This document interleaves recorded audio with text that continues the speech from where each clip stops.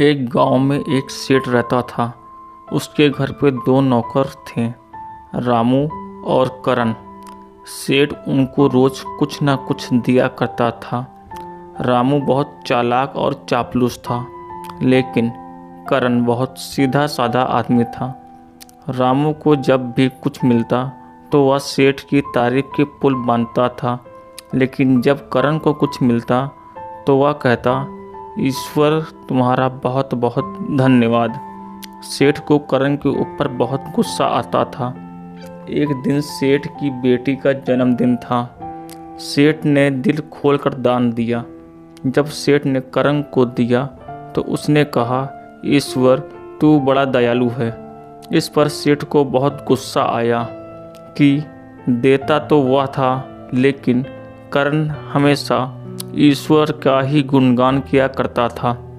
एक दिन सेठ ने इन दोनों की परीक्षा लेना चाहा।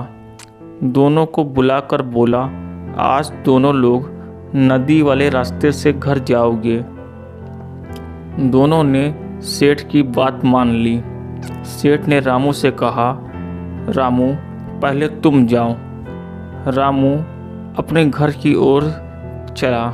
रामू अपनी मस्ती में मस्त भागता हुआ अपने घर की ओर चला जा रहा था, और फिर सेठ ने करण को कहा कि करण अब तुम जाओ। करण भी अपने घर की ओर निकल पड़ा।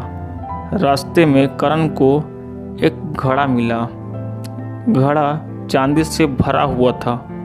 करण ने उसे उठा लिया और अपने घर की ओर चल पड़ा।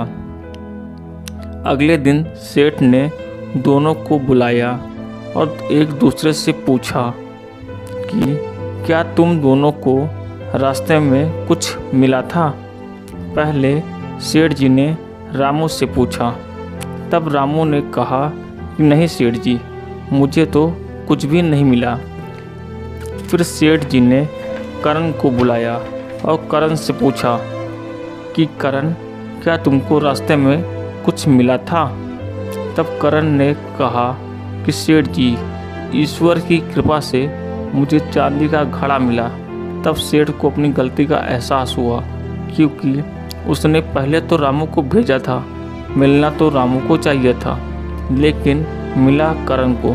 फिर सेठ ने कहा कि हाँ करण, ईश्वर की कृपा से ही तुमको आज ये चांदी का घड़ा मिला है, और हमें ईश्वर पे हमेशा भरोसा रखना चाहिए, क्योंकि ईश्वर के घर देर है लेकिन अंधेर नहीं।